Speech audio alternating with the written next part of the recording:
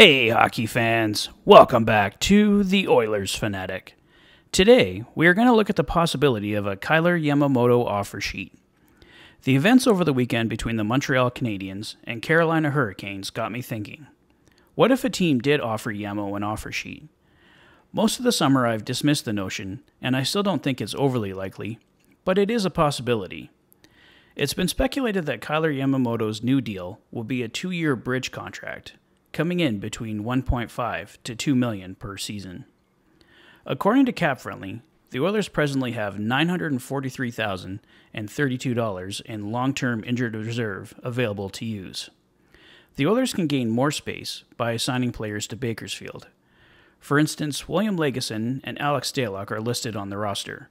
Lagesson is likely headed to Bakersfield, and I can't see the Oilers carrying 3 goalies, so either Stalock or Koskinen is headed to Bakersfield too. Assuming it's Stalock, add their salaries of $785,000 and $725,000 together, and that gives you another $1,510,000. That's just one example of how the Oilers can clear some cap space. Some other players that can be sent down to gain space include Kyle Turris and Brendan Perlini. So cap space for Yamamoto isn't an issue. I'm not sure what the holdup is on getting his new deal done, whether they want to do it closer to training camp for LTIR issues. I'm not sure. Yamo didn't have a great season, collecting 8 goals and 13 assists for 21 points. So he's not in line for a huge payday. His best move is to sign the bridge, perform, and collect a bigger paycheck in 2 years. Now, I mentioned the Oilers have the space to sign Yamamoto at his current evaluation of $1.5 to $2 million. But what if a team came in with a bigger offer? Here's the current compensation that the Oilers would receive, depending on the amount the opposing team offers Yamo. It wouldn't take a massive offer for the Oilers to be in trouble. I would say $3 million and above. The Oilers would have to consider letting Yamo walk unless they can make a trade to acquire more cap space. For an offer sheet between $3 to $4 million, the Oilers receive a second-round draft pick. I can't see any team offering more than that. It would be a massive overpay. Is getting a second-round pick for Yamamoto enough?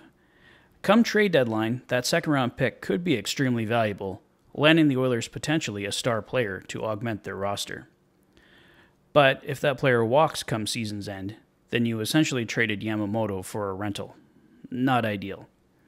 If the Oilers kept the pick, they might get a good player, but they might not know that for a few years. The Oilers are in win-now mode, so my guess is that the second-round pick would be used as trade currency to upgrade. So is there a team out there that would target Kailer Yamamoto for a second-round draft pick? Ottawa, Buffalo, and Detroit all have plenty of cap space and draft picks.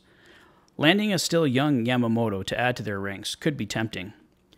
Yamamoto is also a Spokane, Washington native. Could the Seattle Kraken consider taking a swing at him? Beyond that, I don't see a team willing to overpay for Yamamoto's services. He has value to the Oilers for sure, but if they lose him, it isn't crippling. And of course, Yamamoto has to be willing to sign the offer sheet. Does he want to go to Ottawa, Buffalo, or Detroit for a little more money? Seattle could be tempting. Ultimately, I think a deal gets done with Yamamoto, but I thought it was worth taking a look at the possibilities if an offer sheet did come Yamo's way. What do you guys think? Should we be worried about a Yamamoto offer sheet? Sound off in the comments below. Enjoying the videos? Please like and subscribe for all the latest Oilers content.